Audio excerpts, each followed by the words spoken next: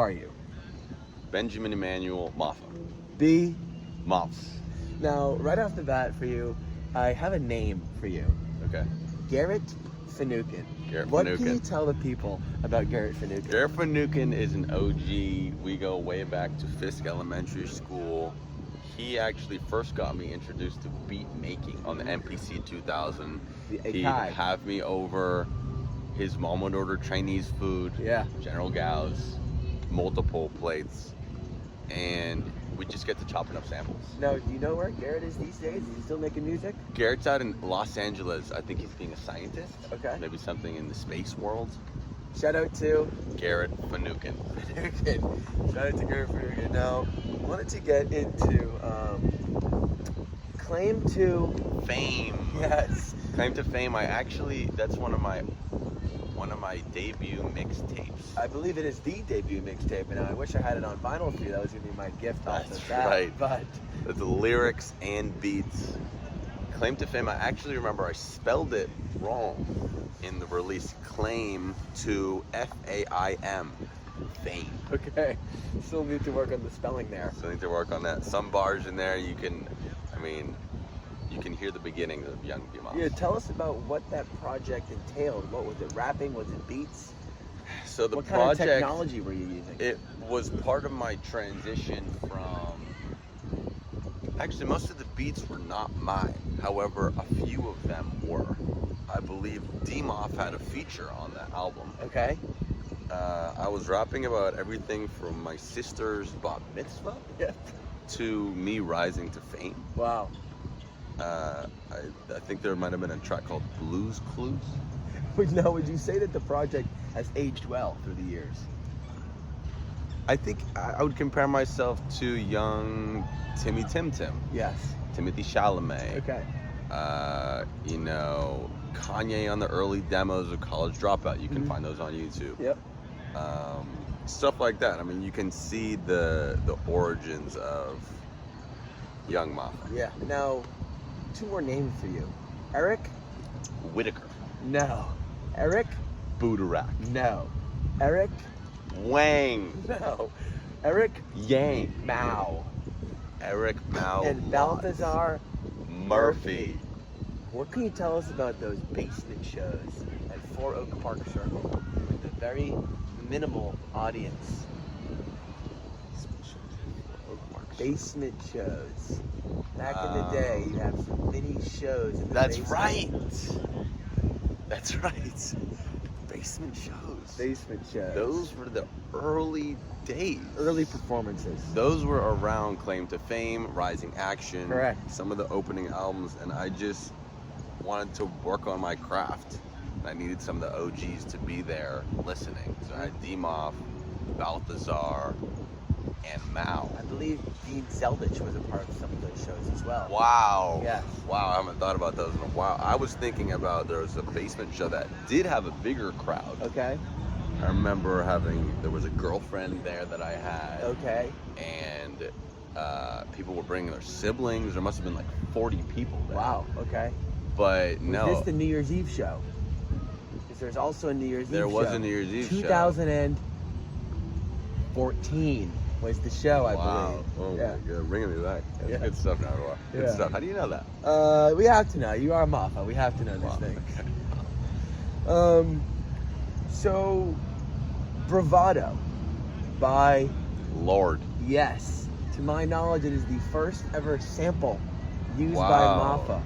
That could be true. What can you tell us about Bravado? Bravado is a great track. I actually got inspired to use that because my brother and I were in a cappella, and I believe he sang that in college a cappella, and it was kind of a low-key slap.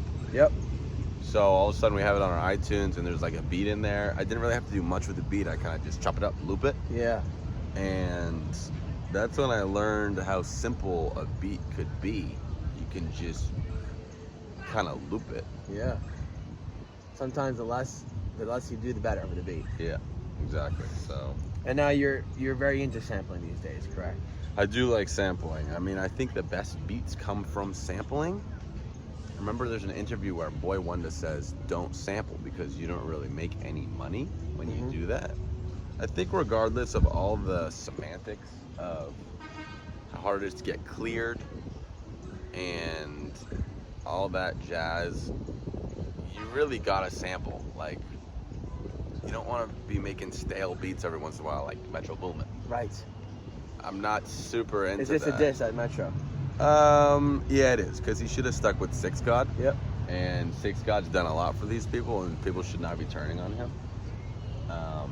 But yeah, I love sampling. It's kind of a constant inspiration I get. I have a list of samples I want to use, so I never run out of ideas. Nice. There's only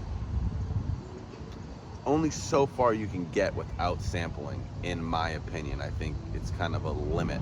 Interesting. Yeah. Now, switching gears here. No samples in OD though. No samples. No samples. Switching gears here a little bit. Manic by Halsey. Correct. Great album. Now, this is infamously listed as your #1 album in the year 2020. Wow. And it was very controversial when this was posted to the social medias of the world. That's right. Wanted to see how you're feeling about that pick 5 years later. Yeah. Are you still standing by Halsey as your #1 album? For that year, yes. I think I was very positively surprised by that. Thought the production was incredible. I think that she got a lot of help from Lido, who's a producer I look up to. Tell me about your opinions on the pop genre in general, and pop singers that are working with producers like Max Martin, and women. Typically, women are in this space. Mm-hmm. Your relation with hip hop and that genre. Well, I like the hip hop pop crossover, which I think you can call trip hop sometimes when there's electronic elements in the pop. A lot of it being hip hop drums over pop form. I think Halsey does a lot of that because she has these sound designery producers. Like Halsey had John Cunningham produce a few of the songs, who's XXXTentacion's producer. May his memory be a blessing. Exactly. R.I.P. Who else? Like Banks is one of my big artists who just, she could call herself a pop artist. Surely she's like a electronic pop artist. Pop artists are, I'm trying to think.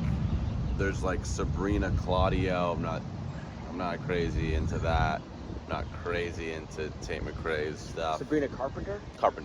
Sabrina Claudio is different. Uh-huh. But Katy Perry's past life. I don't know. I'm not really super up to date with the pops. Okay, understand. Now, one thing I wanted to touch on is you are a Jewish man. Single. You are an athlete, as you can see. You're playing tennis soon. As a rapper, which of these are you trying to intertwine more in your tennis career? And then separately, what Jewish rappers or Jewish people in the hip hop community do you look up to? Right.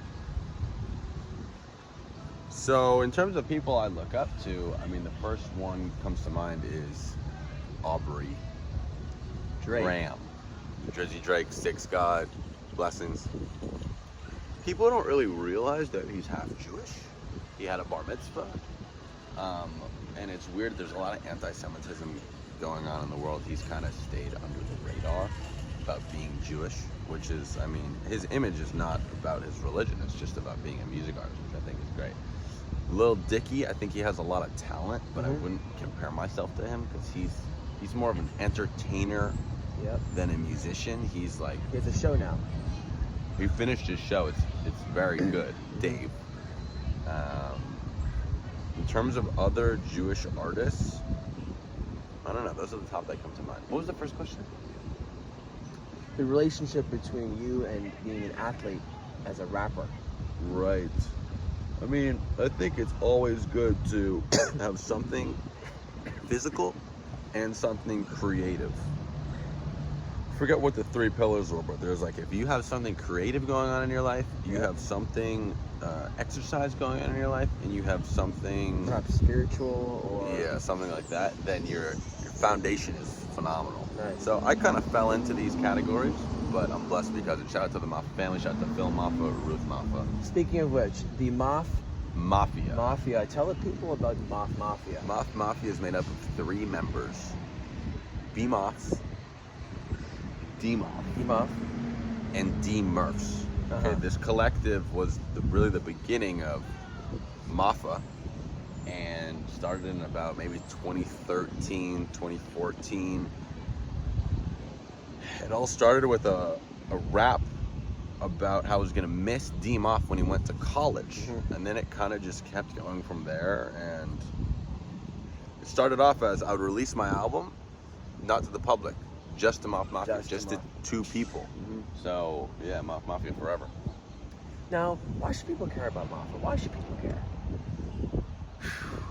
This is always a big question that I've heard in past interviews. It's a great question. People should care about Maffa because Maffa is out here trying to make the world a better place.